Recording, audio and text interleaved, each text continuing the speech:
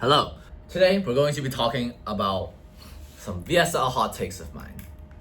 For today, I originally had 3, but I just came off recording the last video on this channel, and I suddenly remembered I have a 4th one. So we're going to be doing 4 VSL hot takes today. Without further ado, let's get started. I look so funny in these. The first VSL hot take, we're going from least controversial to most controversial.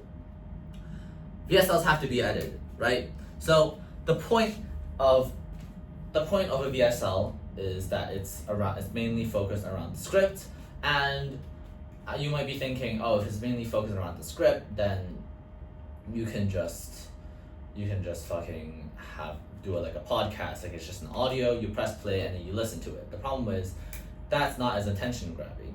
Listening to a podcast or listening to music is typically not as dopamine enticing as scrolling TikTok or scrolling or watching a video. The visuals are there to keep the viewer's attention and keep their brain unconsciously listening to what you're saying. So that is the point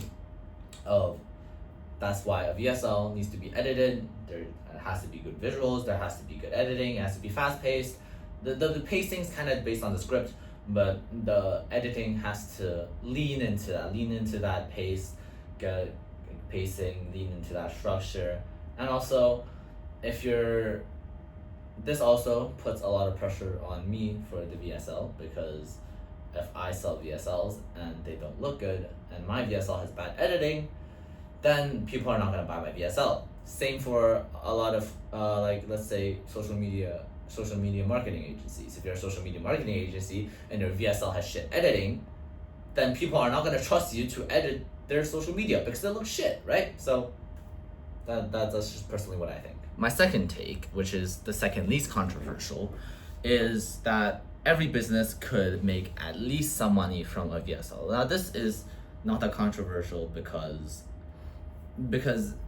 if you don't have a VSL versus if you do have a VSL, of course, if you're gonna have a VSL, it's going to make at least a little bit more money. Nobody's turned off by a VSL, right? Some people might say, oh, the first thing people see will be your VSL and not copy, and they might not click it, and I don't know what they're on, I don't know what bullshit they're listening to, but VSLs typically, they could work for a pack of raisins, they could work for a Harry Potter book.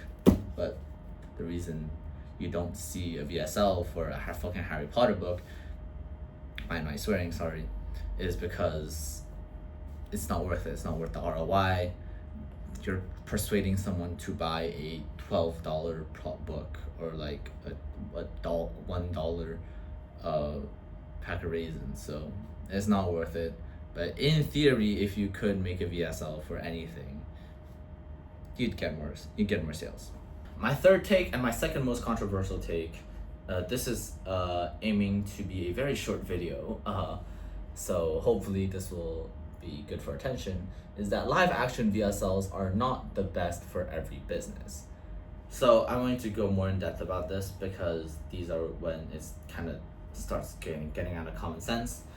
Live action VSLs are not the best for every business because some businesses, their branding doesn't revolve a person. The thing with a VSL is that if your branding doesn't have a person, right, you don't want your branding to have a core central person to it, yet your VSL has only one person to it, that person is automatically going to be the brand of your VSL. That's why you see Ali Abdaal is the main face in his VSLs, Alex Amorosi is the main face of his VSLs, is because they have personal branding, right? Their branding is them, and if they had some other dude tune into the VSL for them, people would be like, who the hell is this guy, right? So that's why you have to choose the person in your VSL very wisely. However, for some brandings, let's say for some specific agencies or maybe like a tech startup, whatever, when you're deciding on your branding, sometimes you don't want your main branding to be dedicated onto one person. So let's say, for example, Apple, right? their branding isn't based around Tim Cook or Steve Jobs. We know Tim Cook and Steve Jobs because they're the CEO, the founder, yada yada yada, but they're not the core branding of it, right? Apple's core branding is, I don't know, good iPhones, I think.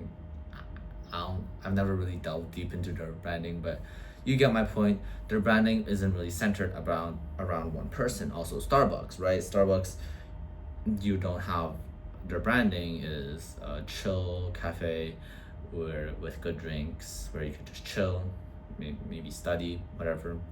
That's their branding. Their branding isn't centered around a person. And for these people, having a a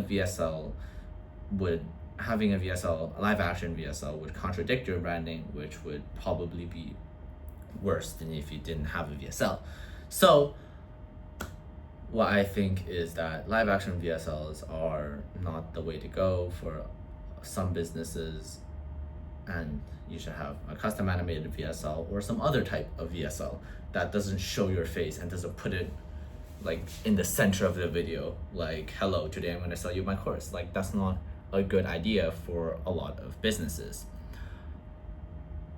And also the budget problem. Live action VSLs are the most expensive VSLs because they sell the most and they cost the most to make, so they're the most expensive to pay for. So the simple answer is it's a budget problem, but the more complicated answer is what I just explained. And my final take: hotter than a ghost pepper, hotter than the Arizona sun, hotter than Chris Hemsworth. My final hot take is that the call to action, the importance of the call to action is so overrated. And this is the point that I feel the most, right? It gets me the most. You feel me? So the point, like, people always hype up about the call to action, and the call to action is the most important part of a VSL. It's the thing, the entire VSL is building to the call to action, because the call to action is what actually tells the viewer to buy. However, people act like the call to action has to be pixel perfect and everything else is like 2 tiers below. No, that's not what a call to action is. The best way to explain this is with a book, right? Let's say in Harry Potter, the climax is in this book, Philosopher's Stone. In the first book, the climax is Harry and his friends, they go into a chamber, and then they meet the villain, and then they escape, right? They have to solve a bunch of puzzles. That's a good climax, right? But that climax would not work if there wasn't this many pages, right? Like, this is the pages that set up everything, right? And then this little amount right here is the actual climax itself. That's what a call to action is. A call to action is supposed to be the climax, right? It's very important, yes. A bad written CTA could kill your entire story, but a bad written anything else also kills the entire VSL along with it. They're all equally important. I'd argue the call to action needs more detail, it needs more precision, but it's still, everything else is still important, right? You still need a good intro, a good offer, a good testimonials, and you also need a good call to action. But a call to action isn't above the others in any way. They're just as important. It just needs more detail, and it just has to be more refined, because it's like dessert, right? It's like in a restaurant, if you order steak and dessert, the steak is a little oversalted, but the dessert's perfect. Yeah, that's fine. You can forgive the oversalted steak. If the steak is perfect and the dessert is a bit meh, then it's gonna be harder to forgive. But if the steak was rare as fuck and terrible, and the dessert was perfect, you're not going to think fondly of the restaurant. You're just gonna think, oh, the dessert was good. You're not gonna think. You're still gonna remember the terrible steak that they give you, right? So, a call to action is the most important part in a VSL. Deserves the most attention. However, its importance is so overrated. Hopefully, you enjoyed that kind of rant that I had of VSL hot takes. If you have any more hot takes, comment down below. Check out my other stuff. Look at the comments, stuff like that. If you enjoyed this, like, comment, subscribe, and until the next video, toodaloo.